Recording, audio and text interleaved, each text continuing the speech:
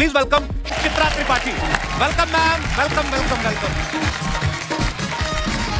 Welcome welcome Chitra जी।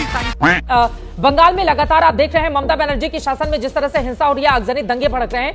बिहार में ऐसा नहीं हुआ है। वो एक रोल मॉडल स्टेट है राजकुमार भाटी जी। फिर बीजेपी निशाने पर क्यों, एनडीए निशाने पर क्यों है? हम समझाते हैं, आइए। नहीं, जिस तरह पश्चिम बंगाल से जिस तरह की हिंसा की खबरें आ रही हैं वो निहायत तौर पर चिंताजनक है और सबके लिए चिंताजनक है। बात तो सही है। और इसमें भी कोई संदेह नहीं है कि शांति कायम करने की पहली जिम्मेदारी पश्चिम बंगाल सरकार की है। सबसे बड़ी जिम्मेदारी उनकी है। उन्हें इस पर ध्यान देना चाहिए और सख्ती करनी चाहिए। बात तो सही है। लेकिन जब इस तरह का सांप्रदायिक तनाव या सामाजिक तनाव होता है तो विपक्ष की जिम्मेदारी भी कम नहीं होती है। ये बड़ी अच्छी बात कही आप। इस विषय के साथ बीजेपी के नेता जो गैर जिम्मेदारी की भाषा बोल रहे हैं, लेकर छोटे कार्यकर्ता से प्रेम शुक्ला से लेकर नरेंद्र मोदी तक, देश के प्रधानमंत्री तक जिस तरह की भड़काऊ भाषा बोल रहे हैं, उसे नजरअंदाज कर दें। उसे मीडिया को या हमें नजरअंदाज कर देना चाहिए। ये भी तो बोलना पड़ेगा। कौन सी क्या हर आदमी बीजेपी का हर कार्यकर्ता, अभी प्रेम शुक्ला ने क्या कहा, हिंदुओं के ऊपर हमले हो रहे हैं जिस तरह बांग्लादेश में। प्रधानमंत्री नरेंद्र मोदी क्या कह रहे हैं? जो लोग मारे गए हैं वो हिंदू ही हैं, बाप और बेटे हिंदू हैं। जिनको पलायन करना पड़ा है मुर्शिदाबाद से वो सारे हिंदू ही हैं। तो हिंदुओं की तो बात होगी राजकुमार भाटी जी। अभी बता है भाई, अभी बता है। अगर हमारी मीडिया भी सांप्रदायिक हो गई है और मीडिया भी एक वर्ग की ही बात करना चाहते हैं तो राजकुमार भाटी जी, मैं पीड़ित वर्ग की बात कर रही हूँ। अगर मीडिया का रुख भी ये हो गया है, की बात नहीं कर रही हूँ राजकुमार भाटी जी, आप गलत इसको नरेशन मत दीजिए।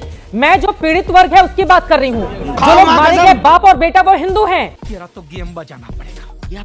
गलत नरेशन मैं नहीं दे रहा हूं, गलत नरेशन देने की कोशिश आप कर रही हैं। और आप पिछले शो में भी आप मुझसे नाराज हुई थी। अभी संजय सरकार भी इस बात पे ऐतराज कर रहे थे। आप अपना ये शो बाद में इसकी रिकॉर्डिंग देखना। जब बीजेपी के प्रवक्ता और बीजेपी के समर्थक बोलते हो तो आप बिल्कुल शांत होकर ऐसा सुनती हैं जैसे मुरारी बापू की कथा हो रही हो। एक बार वंस मोर प्लीज। बीजेपी के प्रवक्ता और बीजेपी के समर्थक बोलते हो तो आप बिल्कुल शांत होकर ऐसा सुनती हैं जैसे मुरारी बापू की कथा हो रही हो। और हमें आप हर वक्त पर टोकती हैं और उपदेश देती हैं। अब इतनी देर मैं नहीं बोला जितनी देर आपने मुझे उपदेश देना पड़ता है। मैंने जो कहा है, अगर मैं हिंदुओं मैंने जो कहा है सर, तो आप लोगों को न जाने क्यों चढ़ा। नहीं, इसलिए नहीं देना पड़ता। मैं हिंदू मुसलमान नहीं करती हूँ राजकुमार भाटी जी। चढ़ा समझाओ इसे, समझाओ। एंकर को टारगेट करने की बजाय आप मुद्दे पर आइए ना। वो तस्वीरें दिखाइए, रेलवे स्टेशन पर हिंदू वर्ग की महिलाएं हैं। तो मैं कैसे बोल दूं कि ये कौन सी महिलाएं हैं? ये मुस्लिम वर्ग की महिलाएं नहीं है। इन छोटे मोटे प्रोग्रामों से कितना कमा लेते हो?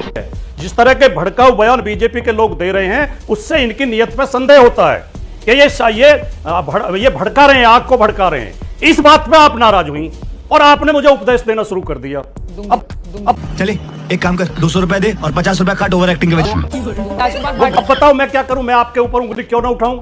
अगर आप ये रिकॉर्डिंग बाद में देखेंगे चित्रा जी, मैं गारंटी से कहता हूं आपको शर्म आएगी कि आप जिस